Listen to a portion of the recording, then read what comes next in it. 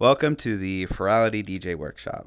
My name is Alafox. I used to help with judging the DJs before we got our DJ lead, Valent.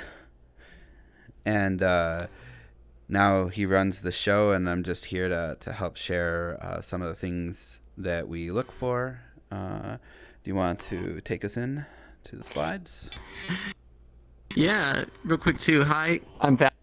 It's good to see a lot of you. I see a lot of familiar faces in the chat and some new ones. Welcome aboard. Thank you for showing up, and hope that you learn about what we're looking for, because we'd love to see what you got. Okay. We're mainly hosting the questions for this workshop in our Discord. If you're not already part of our Discord, the link's on the screen, discord.gg/Furality. We have a dedicated channel called DJ-Workshop, and if you have any questions that you really want us to answer, you should definitely post it in there. The chat is kind of hard to see from VR, so it's best if you put it there. Plus, we have a DJ channel where you can talk with some of the other DJs in the community. All right, so let's talk about what we want to cover. So first off, hey, what is Club F.Y.N.N? We're gonna just quickly tell you about what it is that we do. What the club looks like, and so forth. We're gonna talk about the application process for applying to DJ at Furality. After that, we're going to host a quick workshop where we're going to talk about some tips and tricks that'll help you improve what we think will improve your DJ game. And finally, we'll go to Q&A. All right, let's talk about what Club F.Y.N.N is. Well, it's this little thing in the convention that's like a super big room. Club F.Y.N.N is one of our popular attractions at the convention. It's basically a custom-built club world that's completely themed to whatever the convention theme is.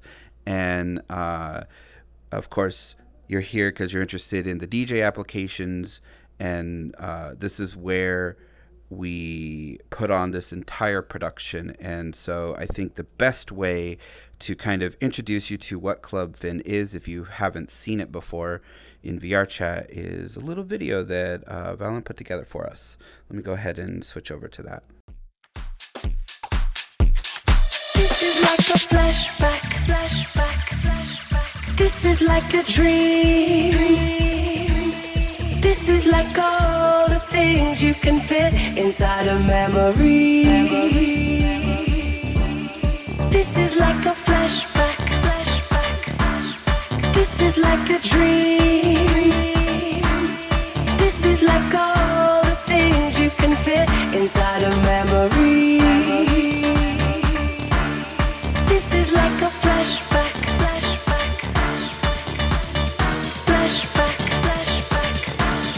This is like a flashback.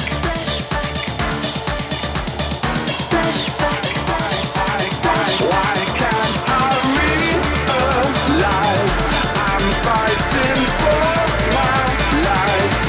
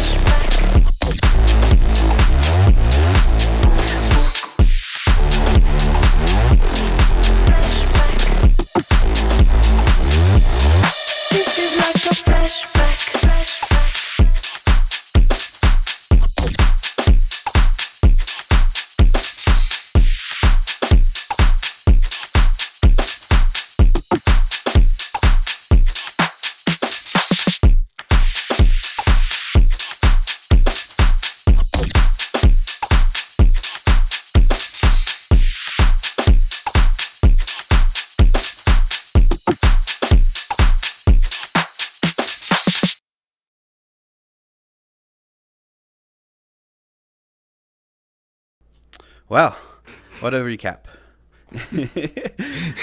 Dude, that club is freaking amazing. Every convention, the team just brings like this next level thing. And like, I remember, Furality 2000, we had like the first time detecting BPM in the thing, like built into the world, so all the animations were to the music. And then Rapson, I see you in the chat. You really helped elevate this so much, and we're going to talk a little bit about that process of how we get from this DJ application to that with the selected DJs. So as you can see, super exciting stuff. I'm just thinking about all these experiences. People spent about 30 plus hours recording footage in the club of, that's just scratching the surface. I mean, we have like almost 2 terabytes of video data that we're going through.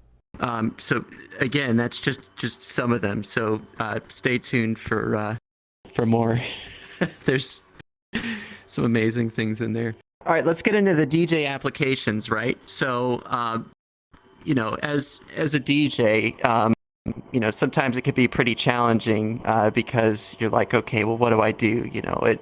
You apply.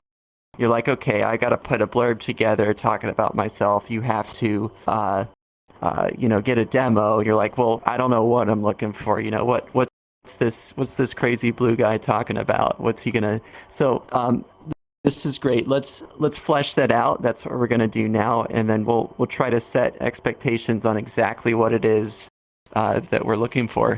All right. So as part of the requirements, is VR required? It's not. We've had people DJs apply that do not have VR. However, one of the things that we've really found is that it adds a lot to the experience for there to be a DJ recording in the booth. That, of course, that requires a recording of some kind. We've had people in the past that applied that didn't, that we've helped with. I've actually done some recordings for some of the DJs at Legends. The staff is here to help you. So, you don't have VR, no big deal. Don't worry about it.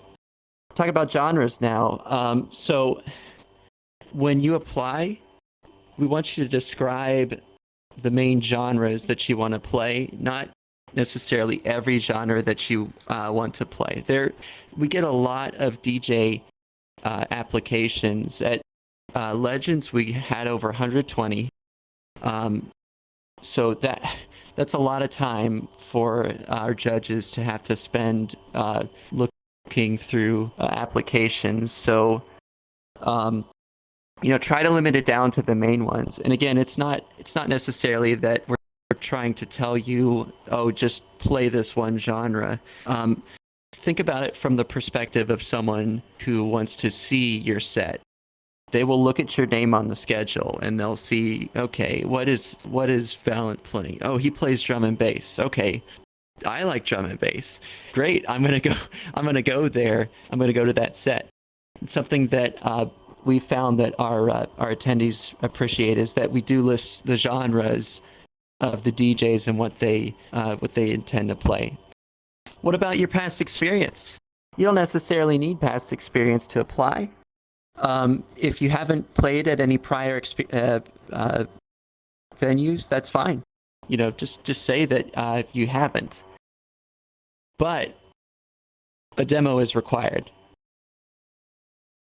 We'd like it to be around an hour and in the genres that you wish to play. So when we're judging, our judges are looking at we'll lay those out in the workshop, but we're looking for specific elements or energies or cohesion, and we could see those in an hour. If we receive, say, a 15-minute demo, it's difficult for us to be able to see what your basically your track cohesion is. So that's why we'd like around an hour. And just to add a little bit to that for the demo, you don't necessarily have to record a brand new demo just to submit to the DJ application. It should be two main things. It should reflect exactly the genre or the style of your set that you're intending to do at Furality. So, for example, if you have a demo in like drum and bass, but you're wanting to play dubstep at the convention, please submit a demo that is dubstep, not drum and bass. So it should be at least in the same type of vibe that you're planning to play if you're accepted. The other thing is, if you feel that a past set that you've done at a previous convention or just something you've posted to your Mixcloud or whatever, and it matches what you want to play and you want to use that as your demo, that is completely fine. Just make sure it's that hour, around an hour long. Mm-hmm. We'll see a lot of applications where people will just submit a previous event that they played at. That's perfectly okay. All right. You do have to have a Discord account, and that's just simply because if you're selected, then we need to communicate with you.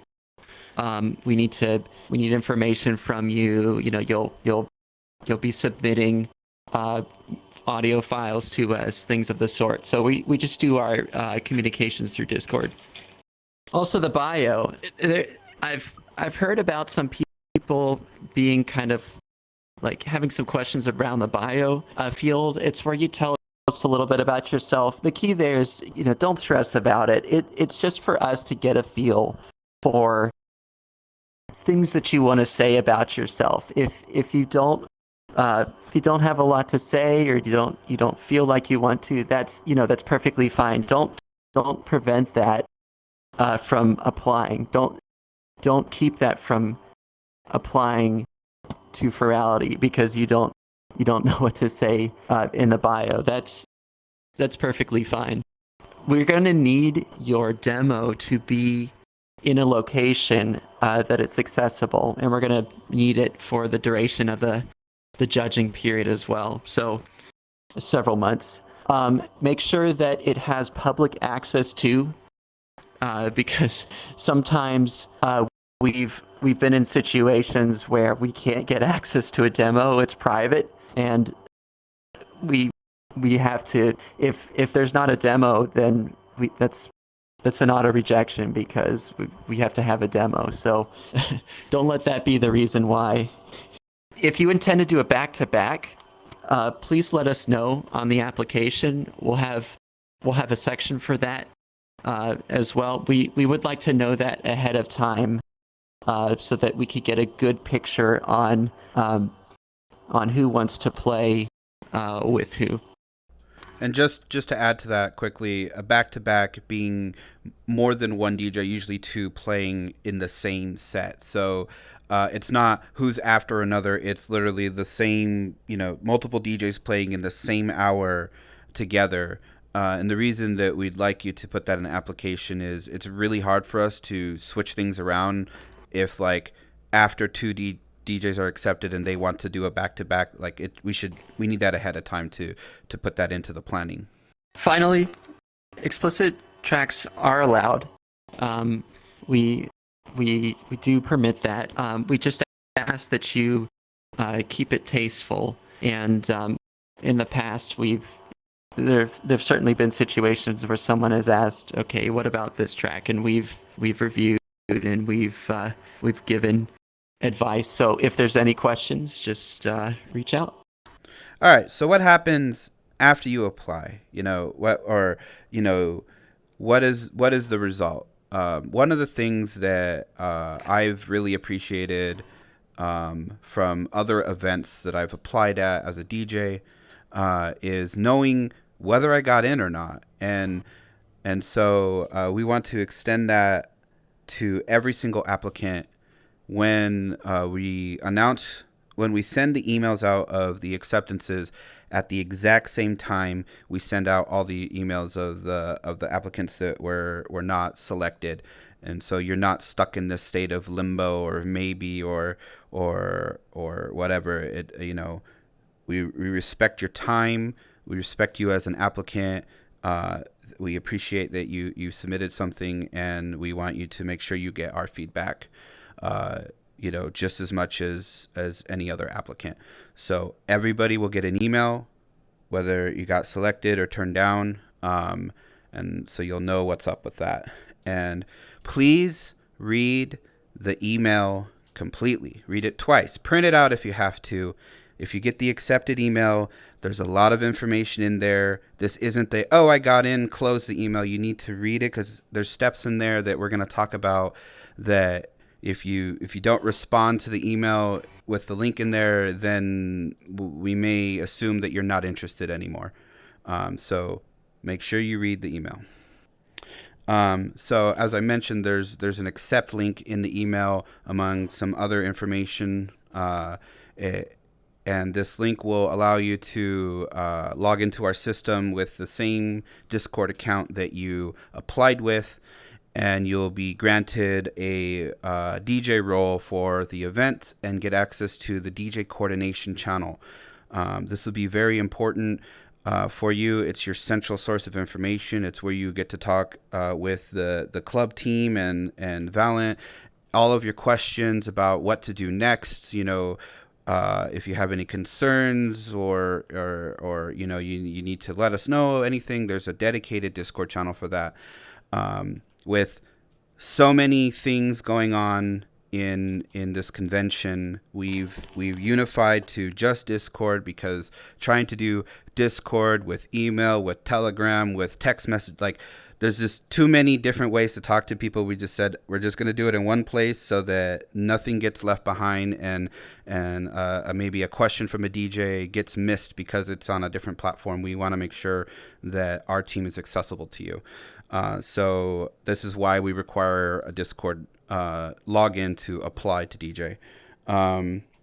It was a little screen of that in the previous slide, but basically another thing that will happen when you get added to this channel is we'll post a bunch of times of orientations.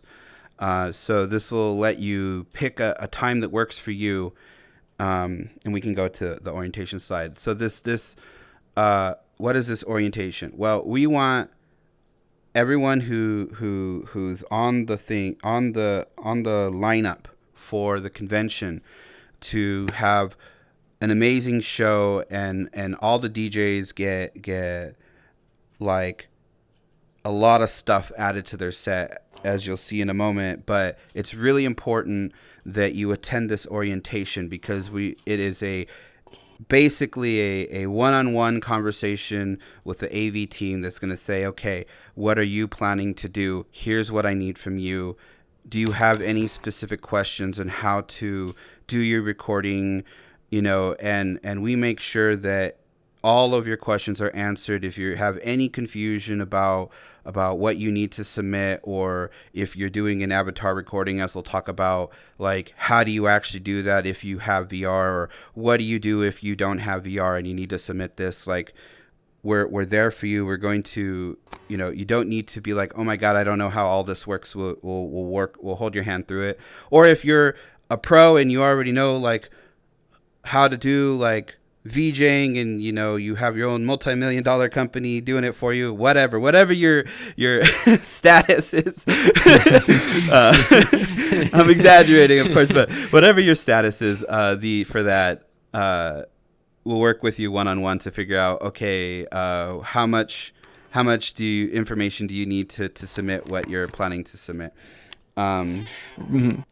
The reason for the complexity is simply because we have to do a lot of work to get the lighting and the visuals prepared for your sets. Everything that we do is handcrafted by a VDJ or an artist, and there's no audio link anywhere in this club. It's all touched by an artist. So if you notice on the screen, there's a lot of equipment there. This is basically the lighting system of our club. There's a lot of going into it. It's very It's pretty cool. We've got a lot of DMX control going on for the setup of the show, and we're able to build some really cool stuff. Go to the next slide. So I think I have some pictures that capture this. Avatar recording. Yeah, it kind of builds back together. So let's talk about this for a second. So if you notice, I'm here in VR. And we're, together, we're floating in front of some slides over here, and, there's black background behind me, but we're obviously being keyed out. If I take the camera and I turn off the green screen, now we're standing in a world. We're actually standing in the recording world for Furality Legends. And make sure that I'm actually showing what I'm showing. Yes.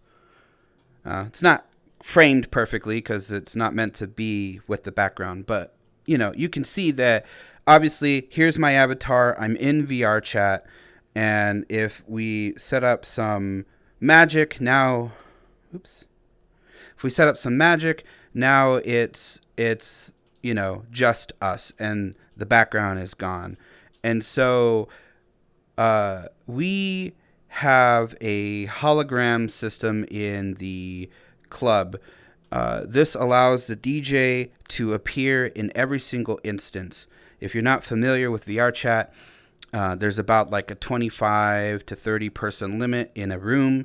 And of course, with a convention with over 9,000 attendees, there's going to be a lot of copies of that room all playing the same, event, the same stream, the same point in time of the track. So in order for the DJ to show up in the DJ booth, cheering on the crowd in every single instance, every attendee gets to see the DJ in the club. This is why we need an avatar recording, and it makes it more alive, and you get to have that crowd interaction, like when you're hyping up your own song, or you're doing the whole clap thing, whatever you're doing with your hands, mixing, whatever, right? So it is really important that this is submitted for every single DJ. Now, if you have VR and you can do it yourself, easy. You can literally either live mix in VR chat while you're recording and just do both in the same go, or if you don't have that ability because it takes special gear to even have access to your hands to mix. So most DJs probably will do their set in their turntables and or whatever they use, and then they'll play it back in the recording world and record the avatar to the music so that it's doing the things you want it to do at every beat in the song. If you don't have VR chat, then it is totally acceptable and encouraged to have a friend that has, maybe full body tracking. If you don't even have that, like, have somebody help you out. You can take them into the recording world with you, coach them on how you want them to appear for you, and that can be the submission. It's not restricted to people who have VR chat, but you do need a way to submit this recording, and we'll, if you don't have any friends in VR chat, we'll help you find somebody. We won't leave you hanging. Don't worry. Yeah, we're here to help. Absolutely. So what do we do with this recording? Let's go to the next slide here. So there's this one. In the previous shot, it had a picture of the world we're in. Now you could see like the whole recording. This changes convention to convention, but basically you can see that there's an avatar. It's actually a Valent on that far right of the screen, and then the rest of the screen is blank. The rest of the screen is used for all the other parts of the club, and you don't have to worry about it. You literally stand inside of this world that we're standing in, put your camera in a box, and this is what gets recorded. You don't have to think about it. You don't have to set up anything special. If you've live streamed yourself before using OBS, it's very similar. You basically set up the camera and stand in a spot, like you line yourself up, and then you just do your set, and we take care of the rest. Go to the next slide. Mm-hmm. So now, after you submit your mix, and after you submit your avatar recording, then the magic happens, and everything that the club AV team does, they do a completely time-coded show for every single DJ. And if you're not familiar with what time-coded show means, is basically every element of the experience, all of the visuals on every single screen in the club, all of the animations of those visuals, and all of the lights in the club, they're all like operator controlled and recorded to your exact music. So there's a human deciding when a light should be a certain color, picking which visuals match the tracks. And this is done for every DJ. Custom visuals, custom lighting, and it's mapped to the exact music you're playing, so that when we go to play this in the club, all of the lights are going to hit right on the beat. All of the visuals are going to appear right at the right time. Your DJ avatar is going to be there, and we end up turning it into what you see on the screen here. It looks a little convoluted, but this is how we control the club through the stream. So it's really complicated how this happens. It takes a lot of really talented people to make this possible, but it's something that we provide on our end of this, DJ convention relationship. You don't have to worry about it at all. You just submit your mix and the avatar recording, and then we make the rest of it happen. Now, if you want to go to the next slide, talk a little bit about some extras. There is a allowance for if maybe you have a really cool camera angle of yourself DJing in a fursuit that you would like shown somewhere in the club, aside from your avatar recording. The avatar recording is always there, but if you have like a real life recording of DJing in fursuit, like Valent does in this visual, or maybe there's some other elements you wanted to capture. So like we were testing out showing pretzel mode, Valent. We were we were showing off. We were testing out putting in like the DJ software track overlay for 4-deck mixing in this example, and so these are the things that can be like asked about in that orientation when you have that one-on-one with the AV team. They're like, hey, I have my own custom visuals that I've, either made myself or I commissioned. Can we include that somehow? Or like, I am a VJ and I know how all this works and I want to do my own set or stuff like that. Very, very, very few of our DJs do anything beyond the avatar recording and the demo. So do not feel like, oh, I need to learn how to do this stuff. It doesn't play into the application process at all. And it's not a requirement to learn these abilities, like, or this skill set rather, to execute your mix. We do it for you. But if you do want to be like, hey, I can make my own visuals, or I have a special thing I want to play in this one part of my set, we do have that flexibility to work with you, and that's all stuff you can iron out in that orientation period. Mm-hmm. Yeah, the whole reason for us having these options are just as Aloe said, to show you that we're more than willing to work with you. You all have incredible talent, and so we just want to give you these tools to allow you to maximize that talent. I'm sure a lot of you have been in the club in previous conventions, and you've seen some incredible visuals and even some storytelling in some of the sets at Legends. So these are the ways that we have to just work with you. It's all about you guys and your talent. All right, this is the application timeline. The applications will open February 1st. They will close March 1st. The selection emails will be sent out on March 27th. And the submissions, that is the audio, like the avatar recording and the audio recording, are due in May. So, as a DJ, I'm sure that a lot of you asked the question, okay, what exactly are the judges looking for when they look at at my application. And so here's an order. Here's the order of those criteria. They're audio file quality, beat matching, are you mixing in phrase, mixing in key, and just what your general energy management is. And we'll flesh those things out after this summary.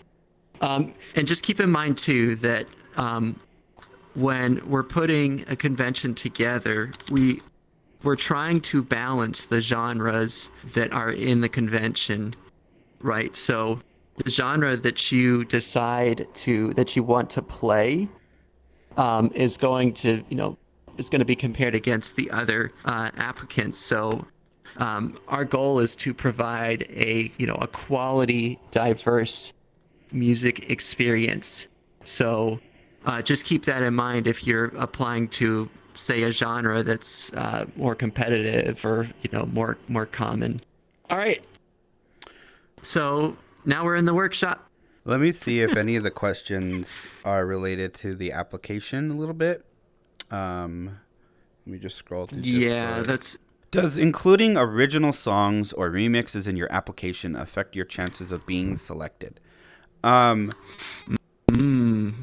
Well, not any more than selecting any other song you have. Like, for example, most of us get our music from DJ pools. There's a whole bunch out there, and where you get your music is really dependent on your genre too. So, like, for example, if you're mixing core, like speed core or stuff like that, a lot of them make their own, and there's a very small community, like there's a small number of resources, but compared to like hip hop record pools and like house record pools. So,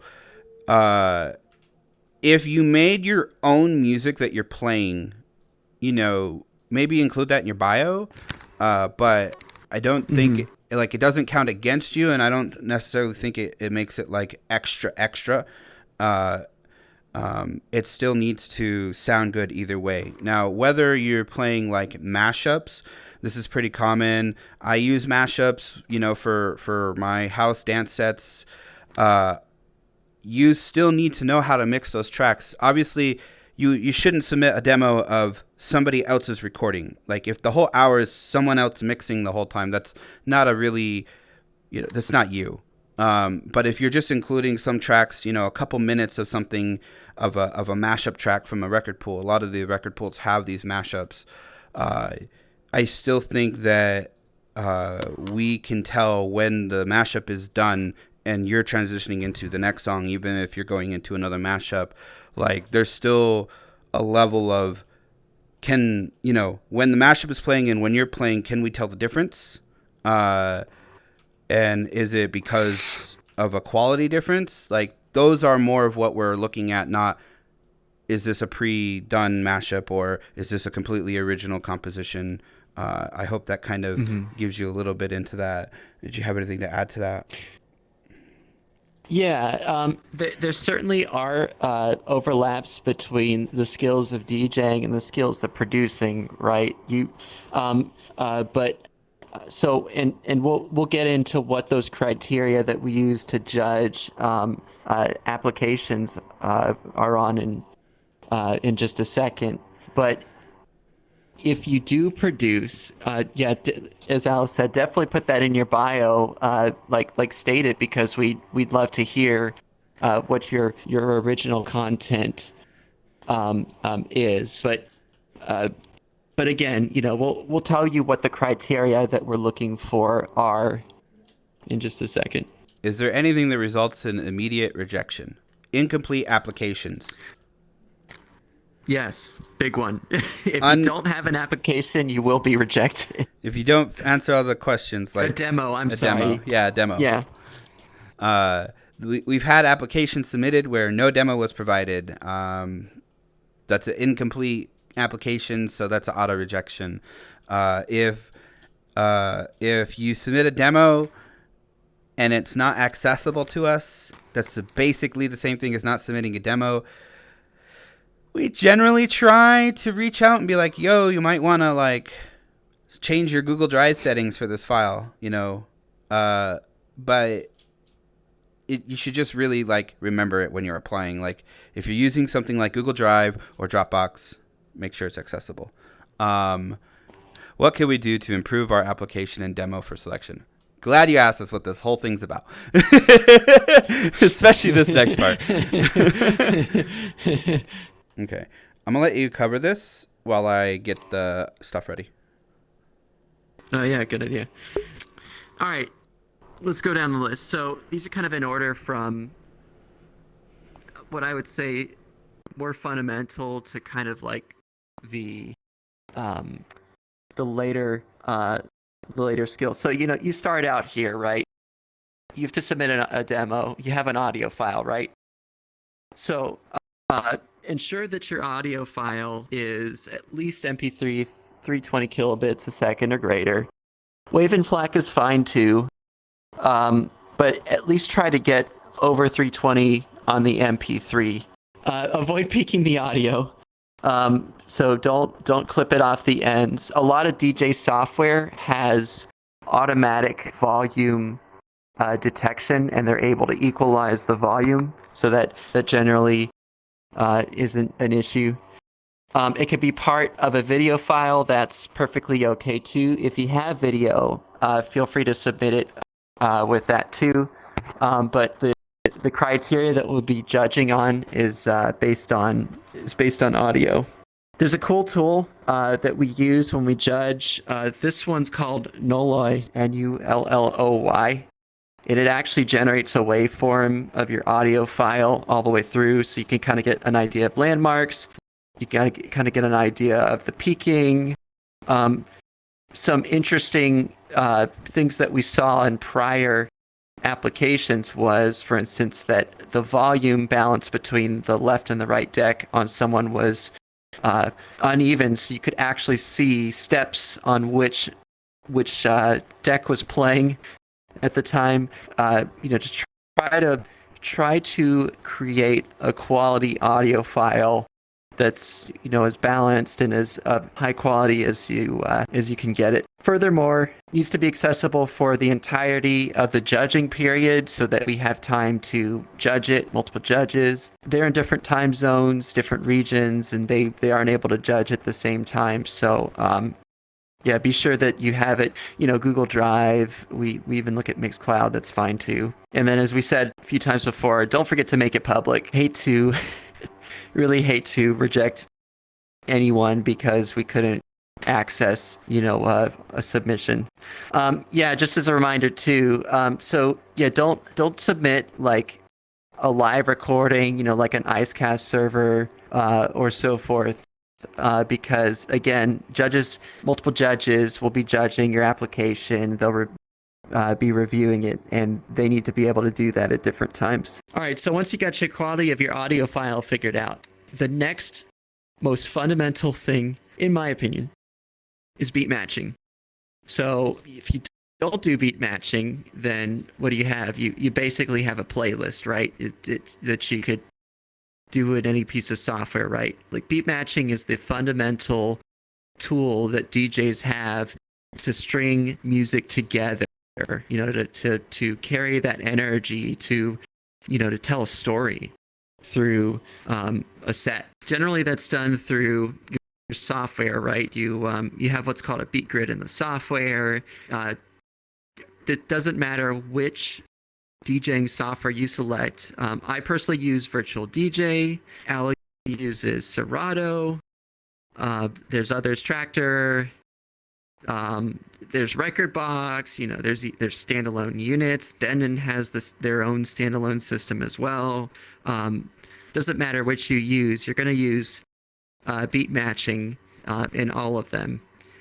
So what our judges are listening for as they're reviewing is, okay, did this DJ beat match between these two songs? They're going to listen for the transition, and they're going to be listening at how you manage that transition. And you can hear it too. If they're slightly out of phase, there will be what we've kind of called ghost kicks. There will to you can perceive that. We're setting up to show that here in just a second, so we could put some visuals to it and some audio. Yeah, but the most important thing to take away from that is you must beat match, because if you don't, then everyone else that you're competing with for that slot is going to do it. I've been here the whole time. No, I was muted and just kind of AFK next to you so they could still hear you because I hear you through my headset. But sorry for the delay. We were only supposed to really talk about beatmatching for like 60 seconds, but the software was being a little finicky. As you can see now, we have some stuff on the screen. There's my interface Serato software, and then in front of me, I think, yeah, here's my hand. This is my DJ deck.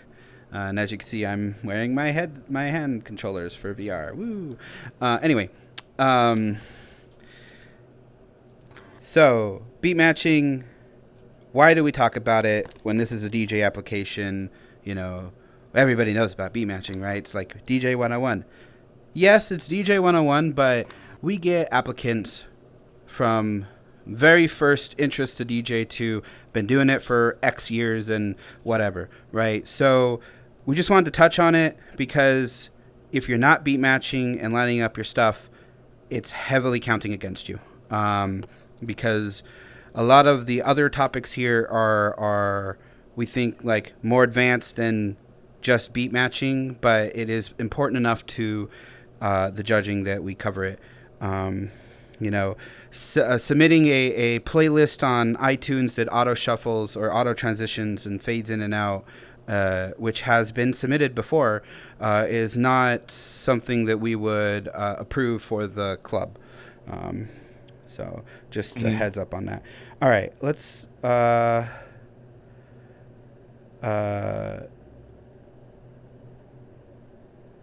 guess I'll play 10 seconds of it. I don't think we really need to dive into this particularly, but the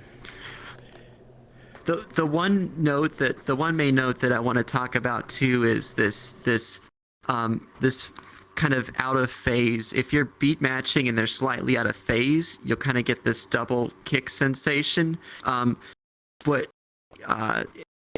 kind of perceive it if they're ever so slightly off. That's one of the things that the judges look at as well, because what you could go around solving that in two ways, right? You could manually beat match. You could move the platter while you're playing, or you could adjust the beat grid in your library ahead of time, and then just sync it.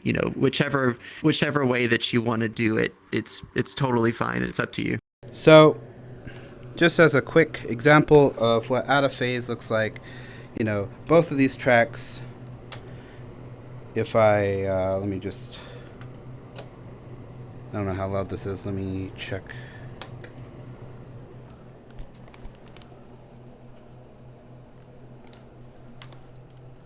Is that even showing up? Do I need a transition? Oh, I need a transition.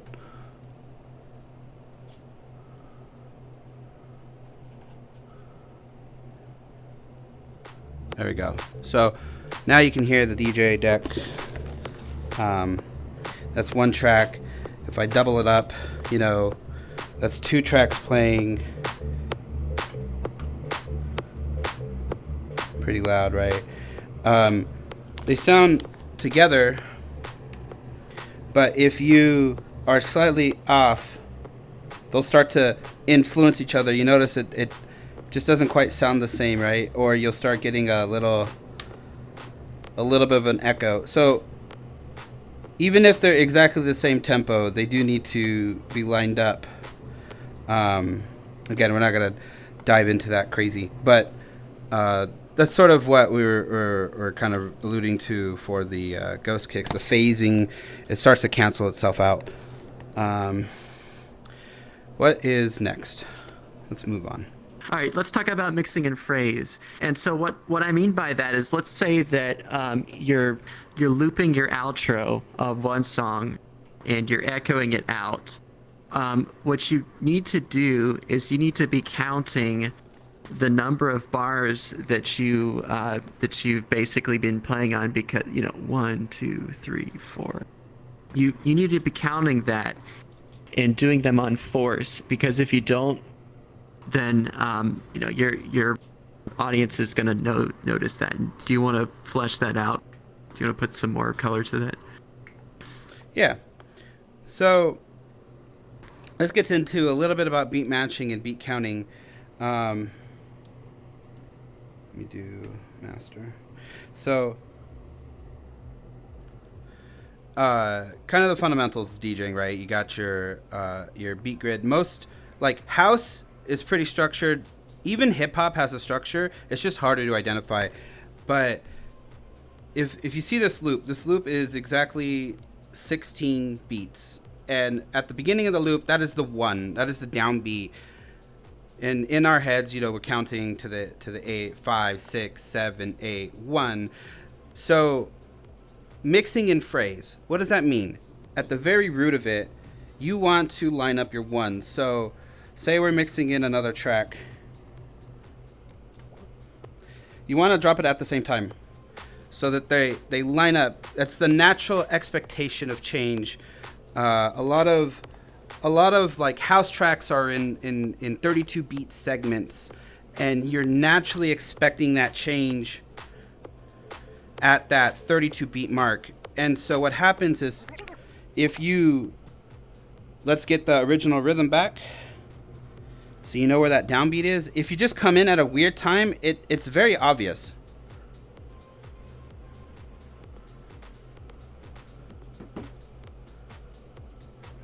I'll just come in. So like there's the 1, 5, 6, 7. I'm gonna come in 4 beats late. 1, 2, 3. It's not as dramatic here because it's faded in, but like if you let go of the loop, it's not gonna line up. You're gonna get to the drop and you're still on the intro, and it just messes up everything. So like let me let go of this loop here. So now they're both playing, but they're 4 beats off.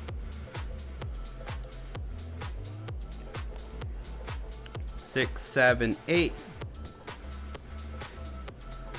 So like it's moving into the next part of the song, but they're not together, and they're gonna start fighting each other, and then you're gonna start having vocals run into each other, and it causes a mess.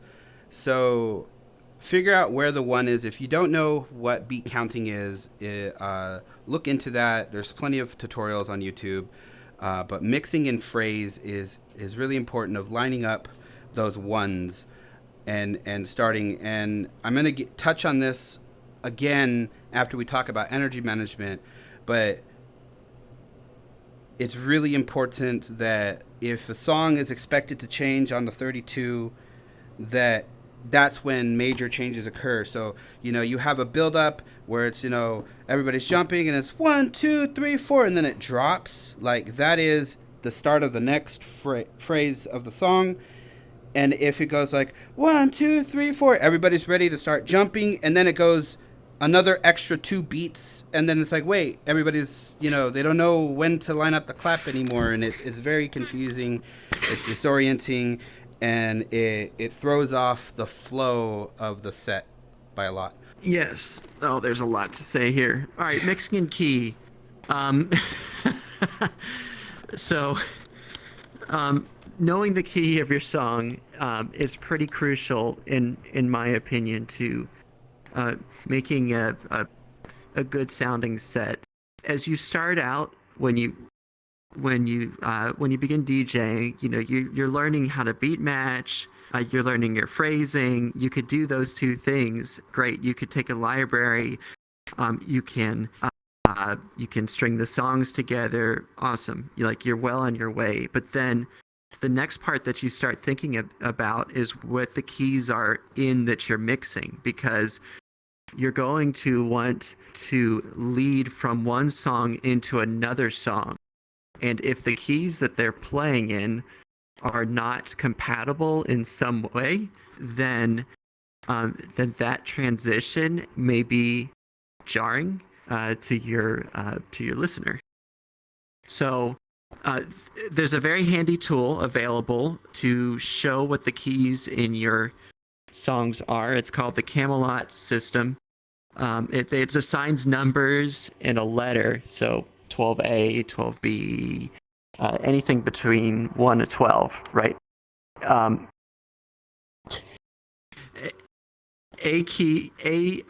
Numbers that end in A's are minor keys. Numbers that end in B's are major keys, right? So, and each song has them.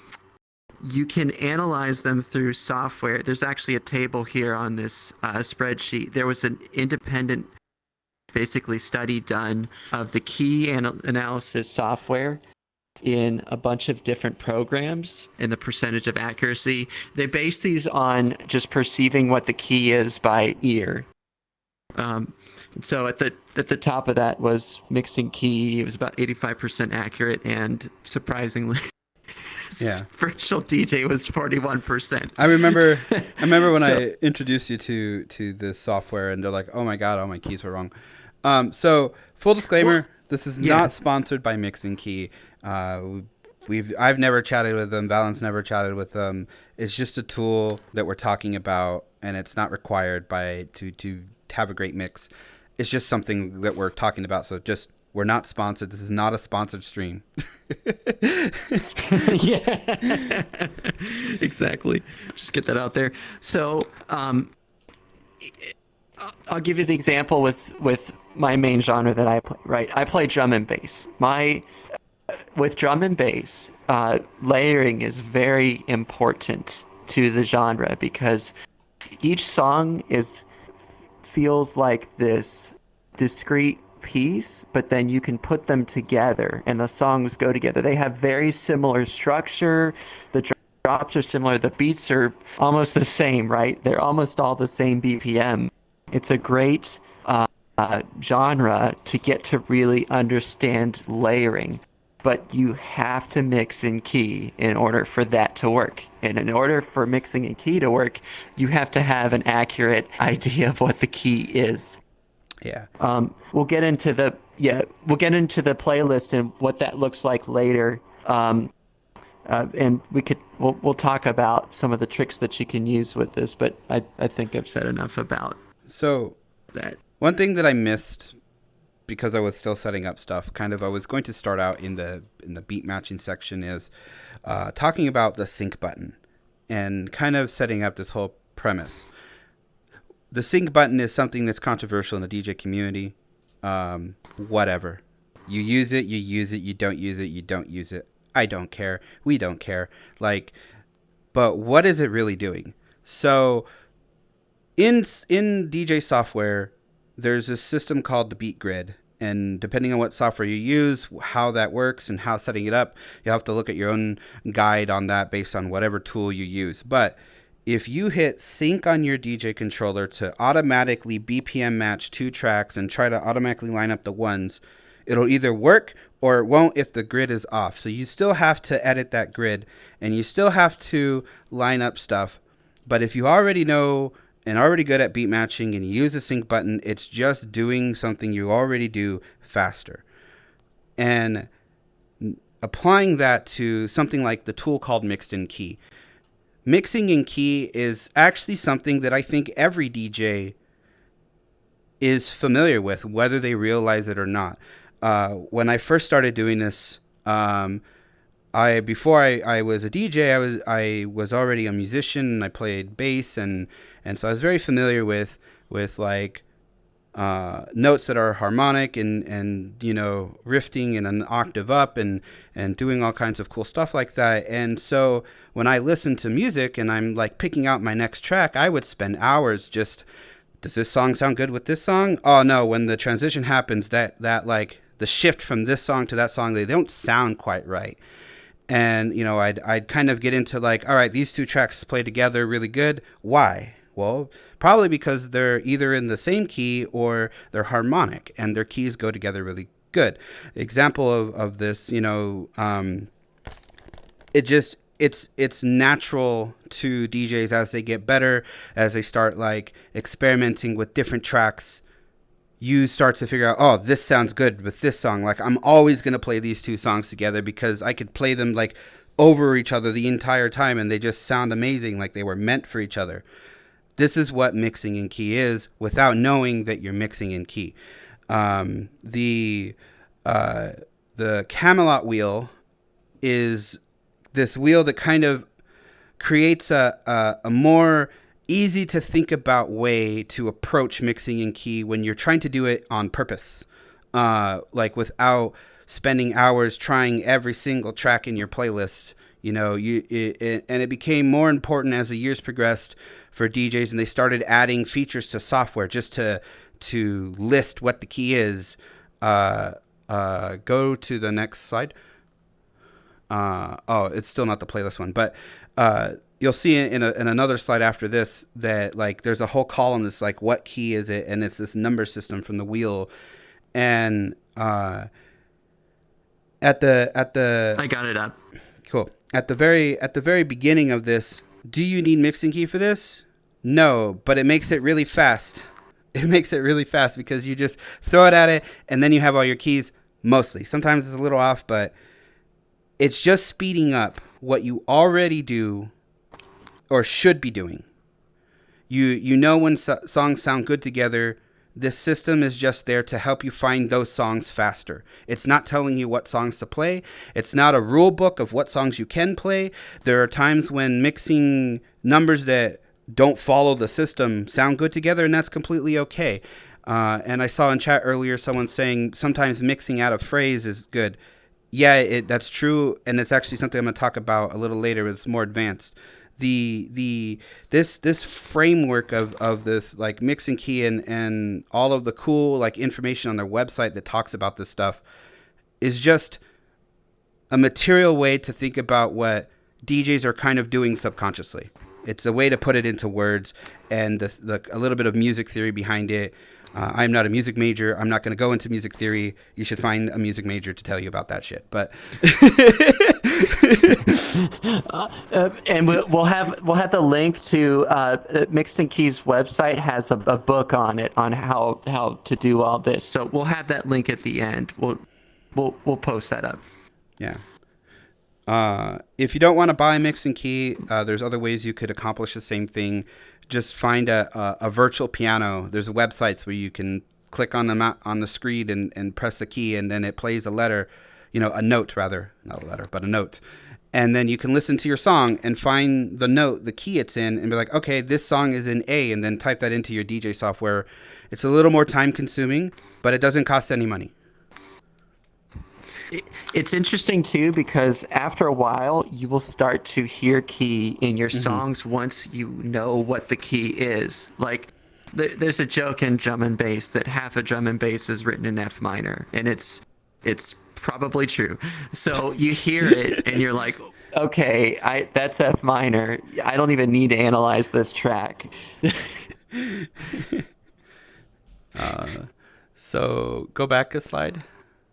Let's jump back. Yeah, good call. You'll see some notes here. Harmonic mixing. The whole point of this wheel, this donut like of keys, is to make it kind of simple to find a probably harmonic song. So if it organizes all the keys into 12 numbers, most songs are going to be in the A inner circle, which just means they're minor. In some genres, or in rare cases for most genres you hear in a club, you'll see some in the B range, which are major key. It's not really a critical detail, but basically songs are going to be given a number 1 through 12, and whatever that number is, that represents a specific key. And instead of being in alphabetical order of music, which is A through G, I think, yeah, I think I remember that correctly.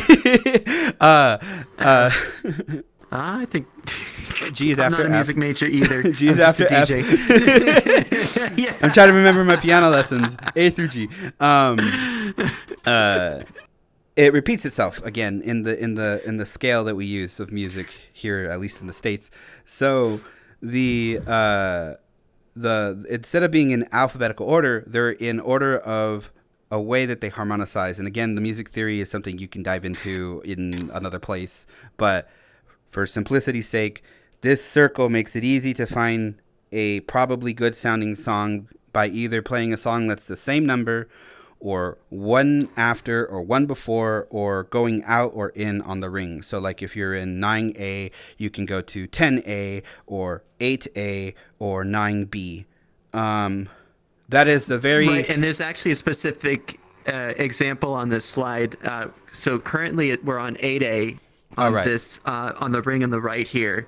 So you could take it from there. So 8A, you could go to 8B, you could go to 9A, or you could go to 7A, or you could stay at 8A. Those are all harmonic. You could think of it like a board game where your piece can only move one space, right?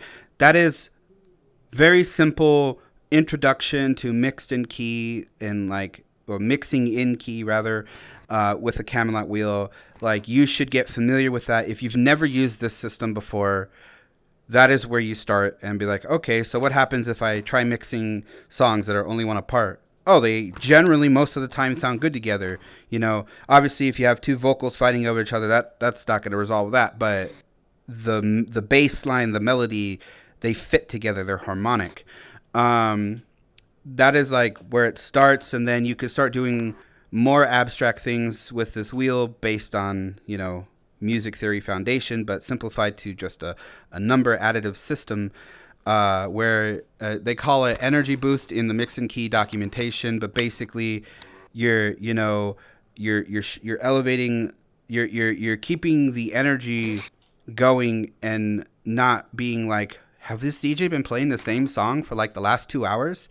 You know, sometimes in some genres you can't tell because it's like the same, like, you know, melodic beat that doesn't have any vocals or something. If it's something very instrumental, how do you keep the interest of the crowd?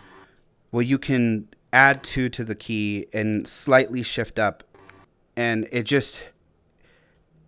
feels natural. It sounds good. You don't really notice it as a crowd person, but it creates a continuing atmosphere of not just staying in the same key, unless your entire genre is in one. But, you know...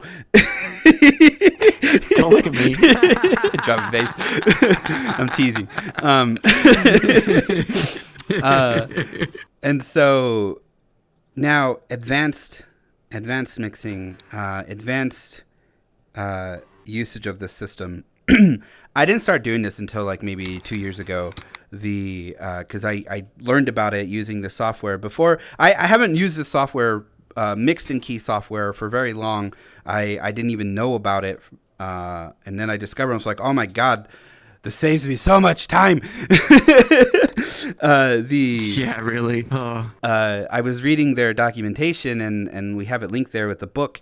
There's this semitone jump, and I know Scaly Bloke, you mentioned it in the workshop notes, but this is actually how I put together my sets. Generally, I'm either going up like 2 or 4, or I'm doing this +7 jump. And what that does is it takes your song and goes to the exact next key. So if you're in A, it'll go to B.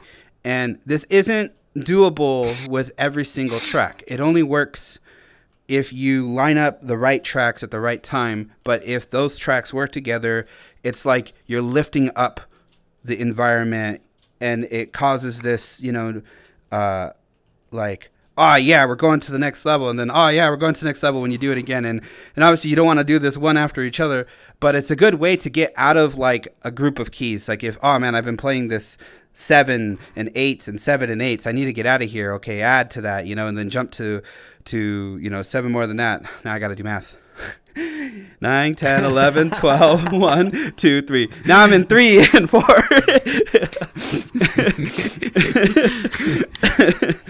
I can add 7, right? Oh God. I know there's the you know, it's a wheel of 12. It repeats itself, so you technically could, you know, subtract 5 or add 5 to do that. But I left it simple. Adding 7 goes up a key. Subtracting 7 goes down a key. And this is a way to build in more interesting changes to your set. again, it's not something you should do every time, but it is another approach to when you're putting together your set.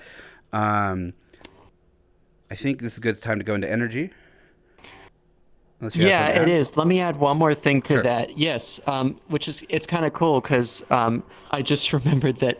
So the playlist on the next slide, I have an example of that. So there are some situations where where I will change the pitch of the track so that it harmonically it mixes so that it's in key with another track. The one on the right, this is actually my Luma playlist. And if you look at the second item on that list, I actually have a comment there where I changed the pitch of that track by 1 semitone. Okay, so it was at an 11, and that 1 semitone down means that it dropped by 7 keys, right? 11 minus numbers. 7 is 4. Yeah.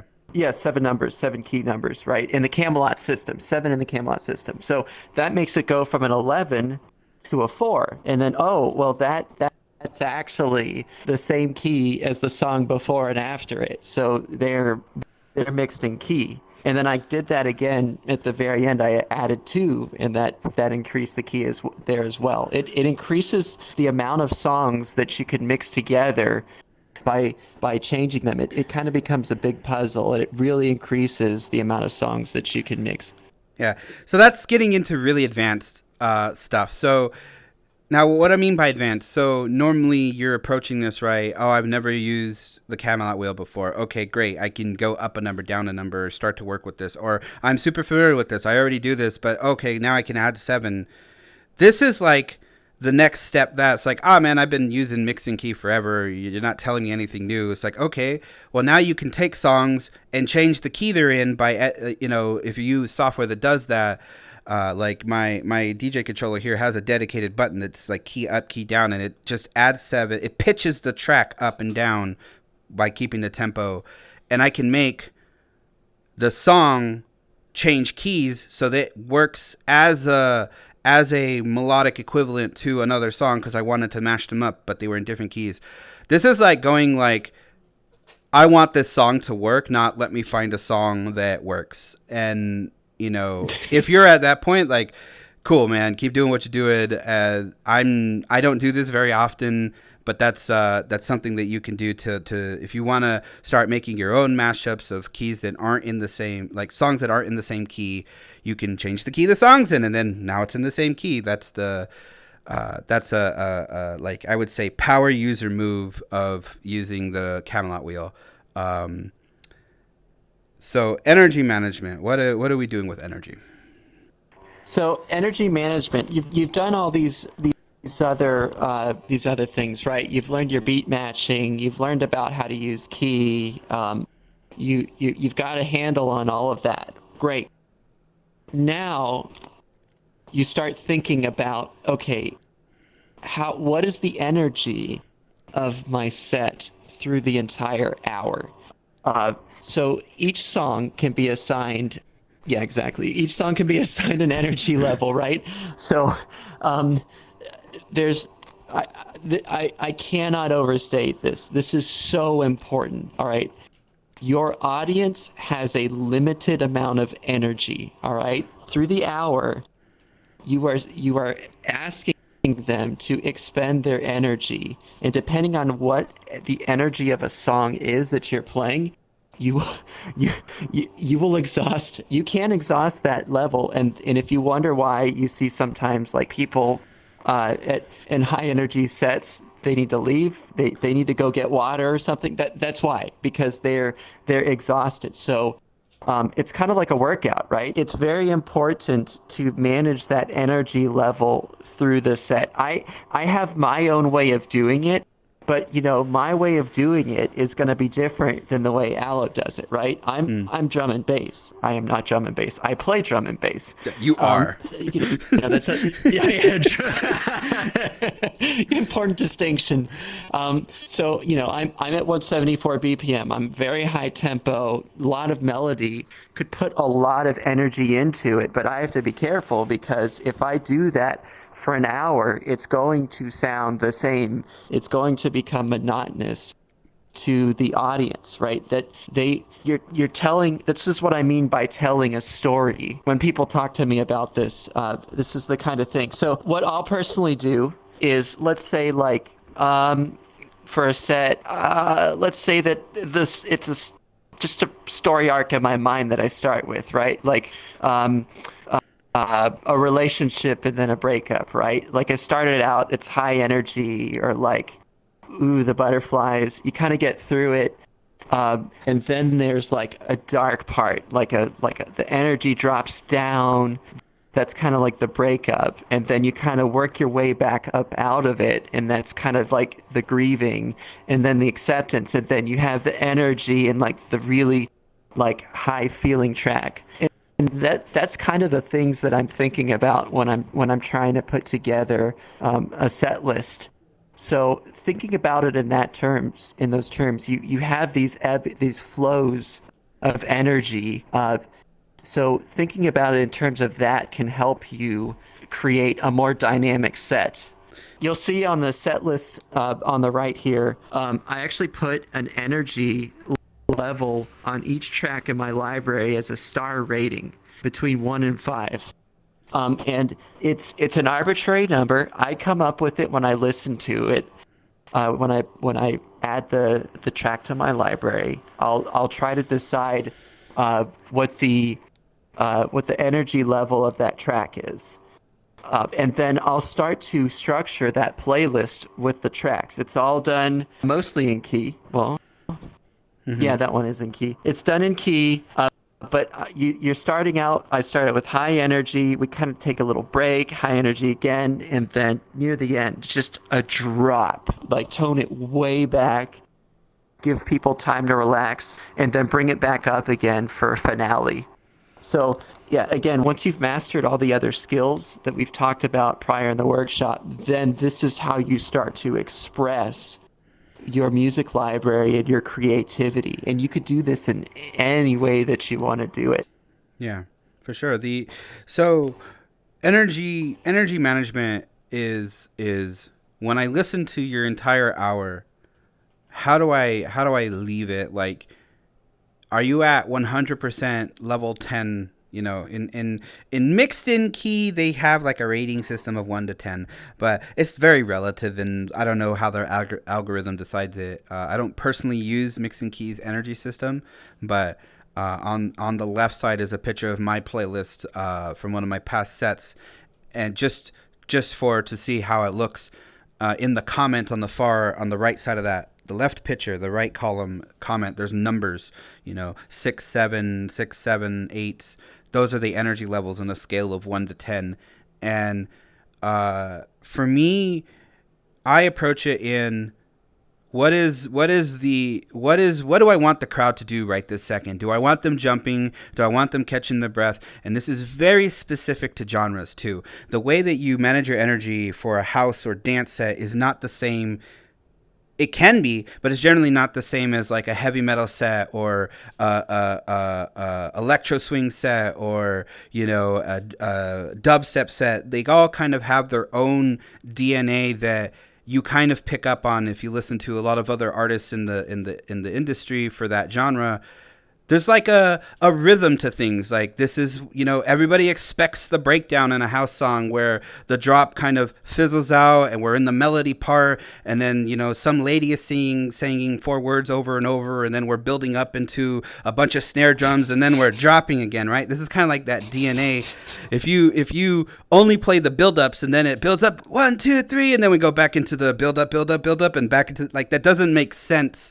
You'll get tired of listening to yourself, and it doesn't go together, right? And so going like drop to drop, that doesn't even literally mean that, because if you play a drop of a house track and then right at the end of it you start the next drop without any kind of like bridge between them of another build up or a breakdown or something, it's just going to be nonstop, and it's going to turn into noise, and it's no longer like a vibe, right?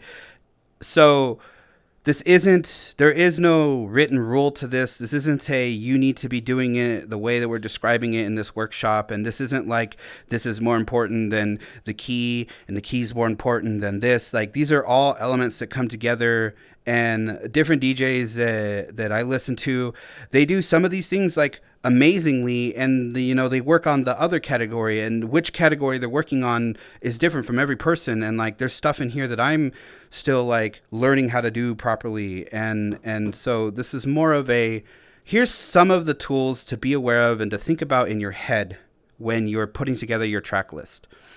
Do I want it to be full send the entire time? Is that appropriate for my genre? Maybe the answer is yes.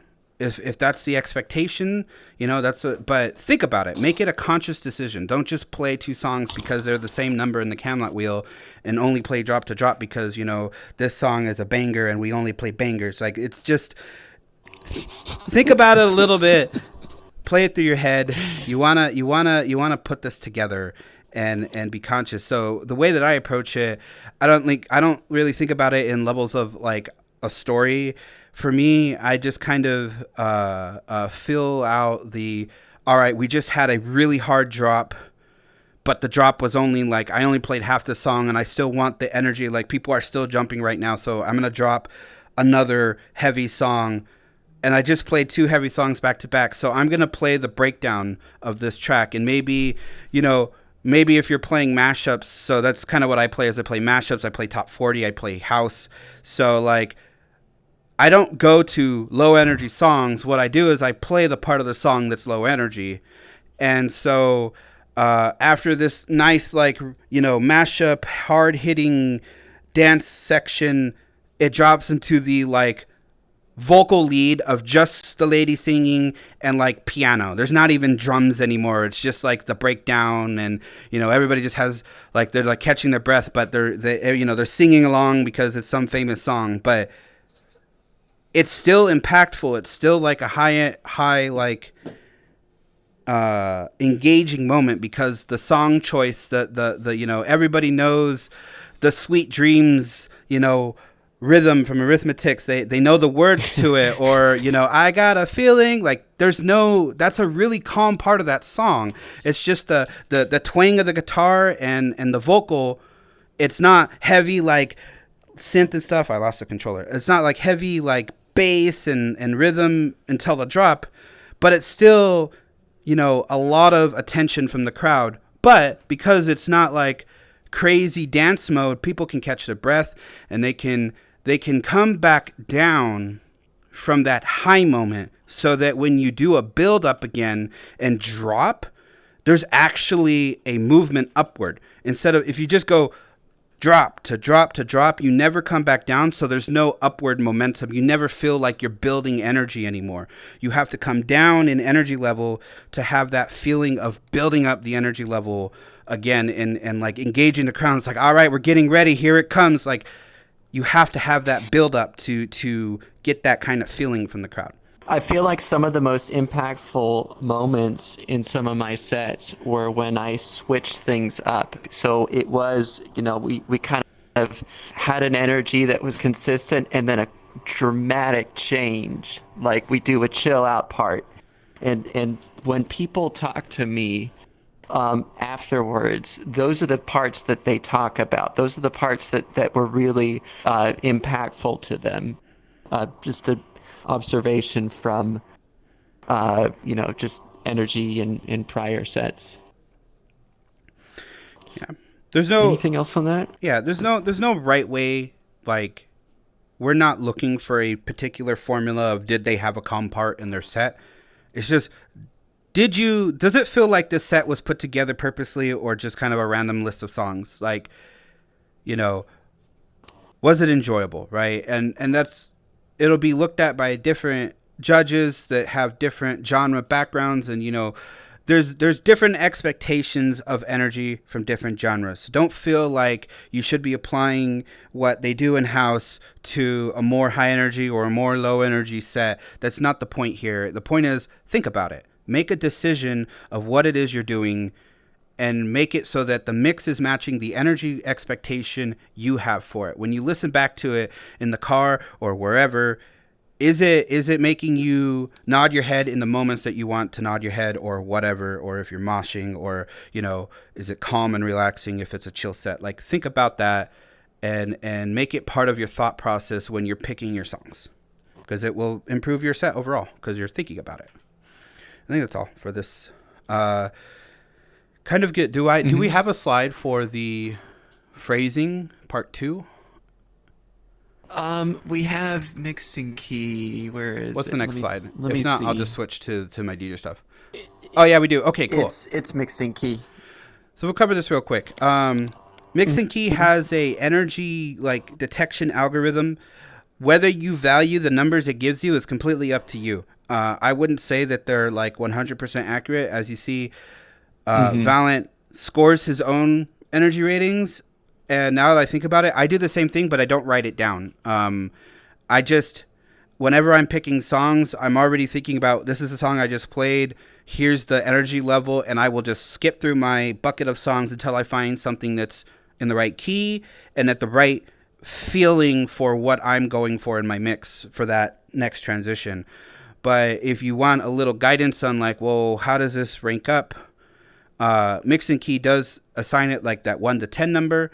But the reason I put a picture of this here is if you look, I don't know if it's very easy to see, but in the segments, there's the intro, which is energy 6 in the software. There's the breakdown that is the vocal lead with the words that everybody knows. It's low energy. It's like a, 3? 4. Okay, that is a really low number. Like, it's very calm. There's no heavy bass, but it's words that everybody knows, so everyone's engaged, right? Energy doesn't mean engagement. It's just the feeling, right? And so, what's important about this is just because you have a high energy song doesn't mean every part of that song is high energy, especially if you're getting it from DJ pools, which has the intro section and the outro section to make songs easier to mix. If you're not using DJ pools and you just like having the radio versions of songs, I understand why it's difficult for you to mix your songs together. You don't have any room, you don't have any runway to do stuff. So if you're downloading from like a DJ pool or songs that naturally have that kind of lead in, we have a whole 32 beats of just no words or anything to start mixing it in with the previous track. That's might be a different energy than the drop. And it might be a different energy than the vocal part. And it might be a different energy than the outro. And why does this matter? Because once you start thinking about phrasing, you're going to want to line up those ones. Well, what starts to happen is if you have these long intro songs and long outro songs, you have this middle section of amazing content. And then you have 32 beats of a intro-outro mix that has nothing interesting going on because they're meant to be compatible with whatever's going on in the previous song or the next song, right? And so you kind of got like this vibe happening, and then there's this cliff drop off of just drums, and then a build up into when the song actually drops. And sometimes this happens to me. I use cue points to know when I want to start a track, and if I use the wrong cue points, I'll have like this really cool mashup going, and then it just drops into an intro. I'm like, man, I used the wrong cue point. But I'm going to show that why this matters, because when you start purposely planning out your energy of your track, you then want to use the skills you have and the knowledge you have to meet that energy level you're setting for yourself of where you want to be. So I'm going to mix these two songs together where I line up the ones and where I mix technically out of phrase because it's not 32 to 32, but it's still in alignment. Like, you still want to line up the one in the section of 8 beats or the one in the section of 4 beats. Like, if it's off beat and the claps aren't lining up, you're probably doing it wrong.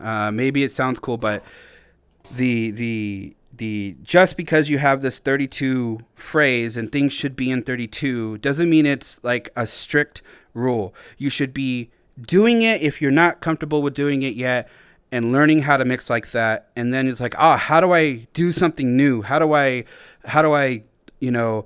make the mix tighter, how to, like less time in transition mode, right? How do I feel like this is a mashup if that's what you're looking for in your genre? This is how at least I achieve it. Let me switch back to DJ stuff. Okay. So let me line all this up so that we can hear it.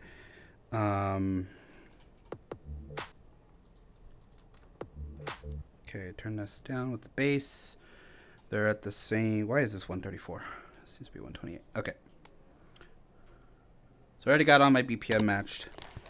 So I'm going to play the outro of the previous song. I'm just going to hit play. That's loud to me. Turn this down.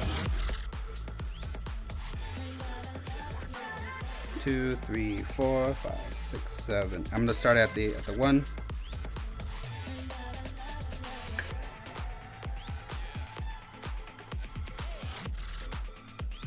So I did it at an expected change. The ones are lined up.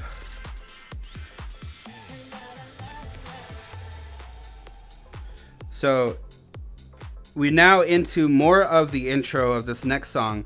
But we just went from this like high energy song. I know I didn't play like the drop of the last song, but we went into now this is just this quiet part. And now the song starts into an interesting part, in my opinion, of my own song.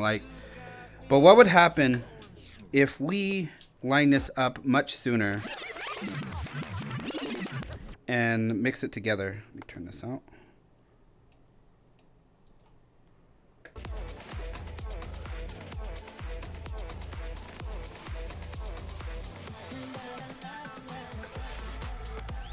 So I started it way sooner. I'm cutting out the amount of intro. I know this is still an outro, but I'm illustrating a point here.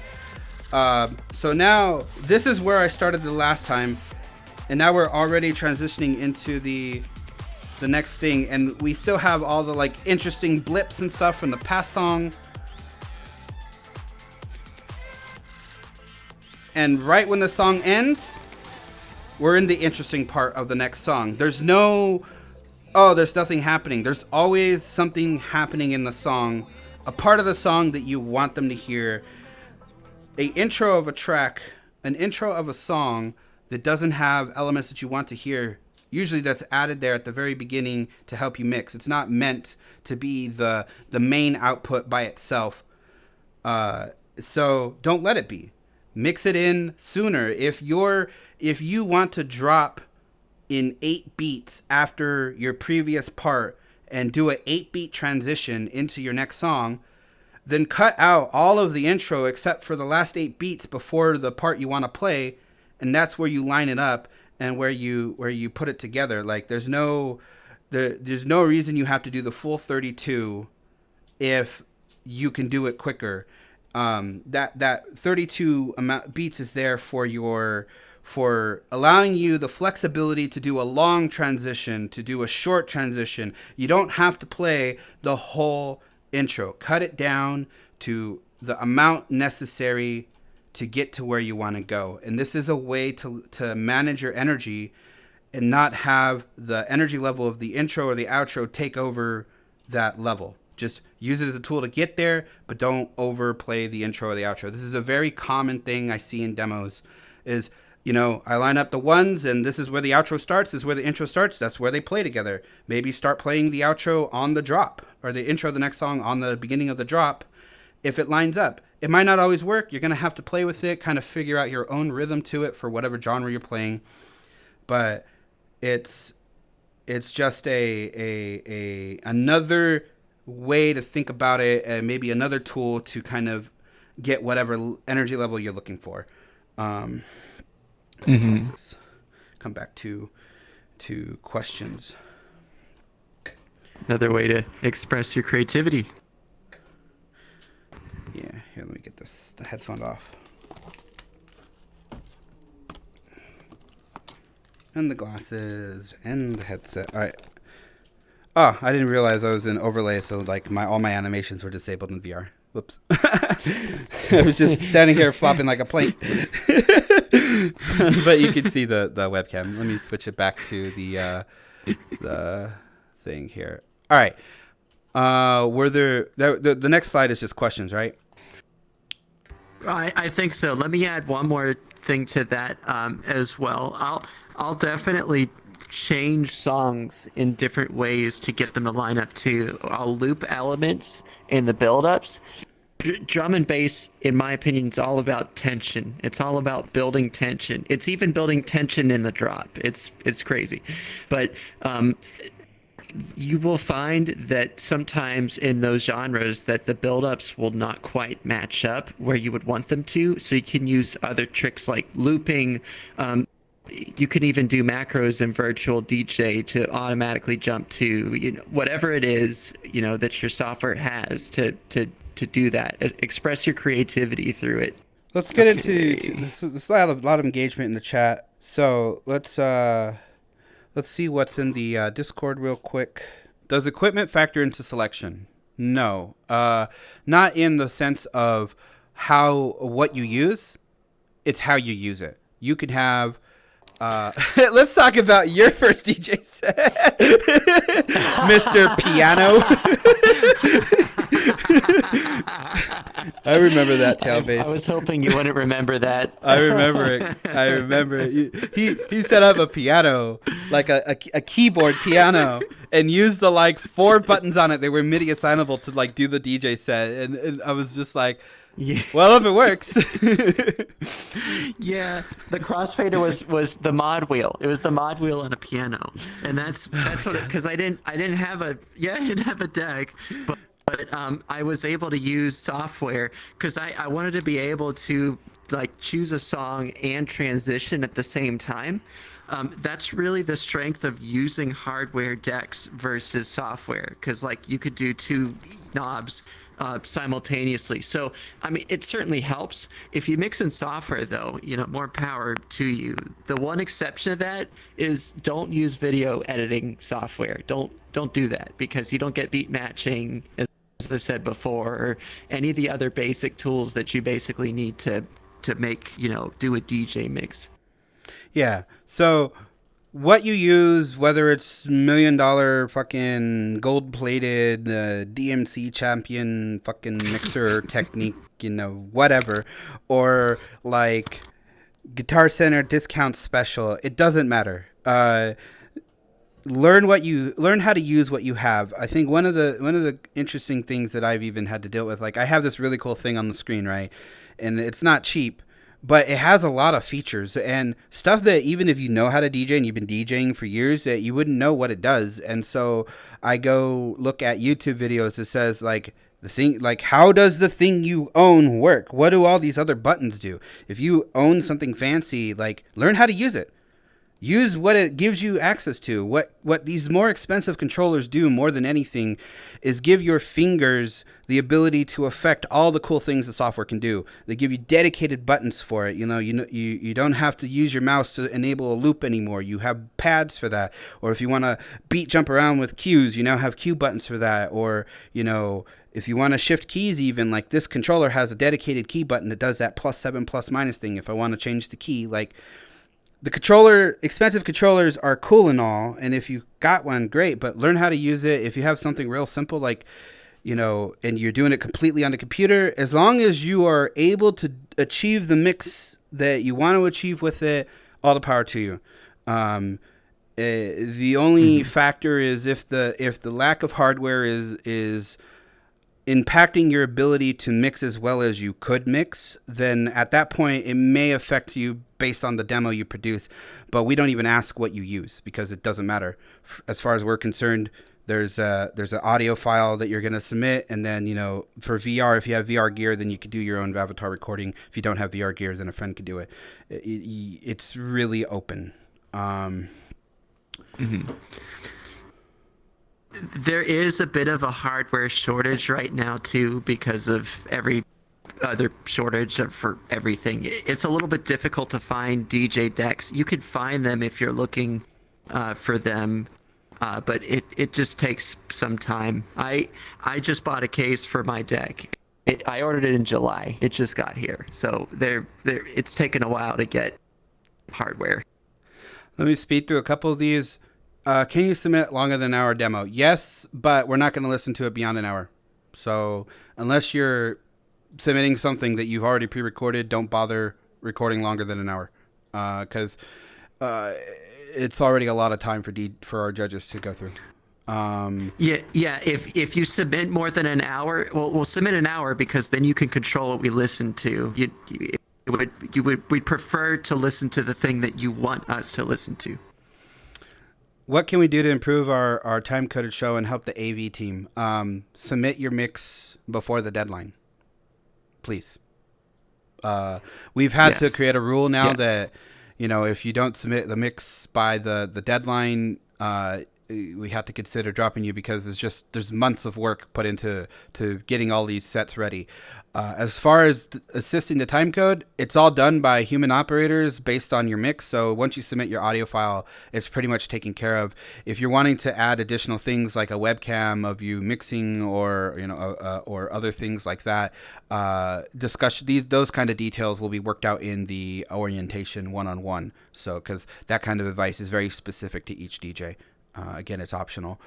If you get accepted to be part of Club F.Y.N.N, is it just mixing for a one-time event, or is it a weekly show? So Club F.Y.N.N occurs during the convention. It is a convention event.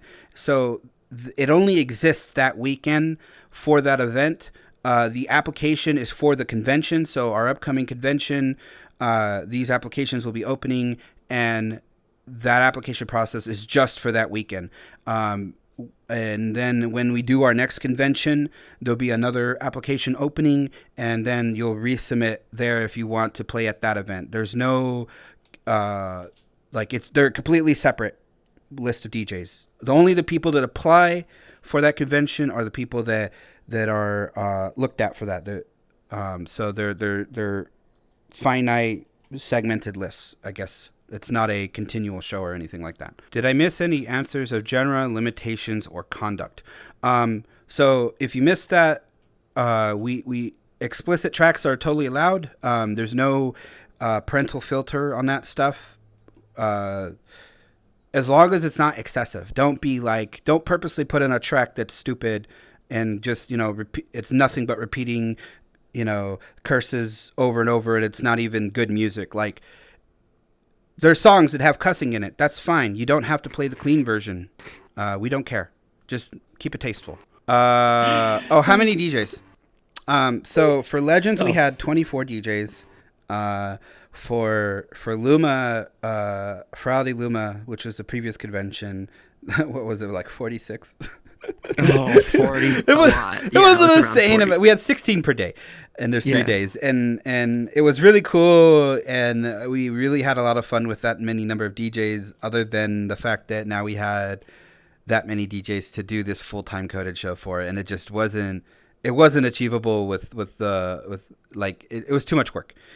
So we condensed it down. Mm-hmm. There's 24 slots. I don't know if that's the number of slots. I think we'll determine that closer to the convention, but it seemed to work really well for Legends. We do 8 DJs per day. We play that 3 times. So there's the EU time zone, the US time zone, and the AU/JP time zone.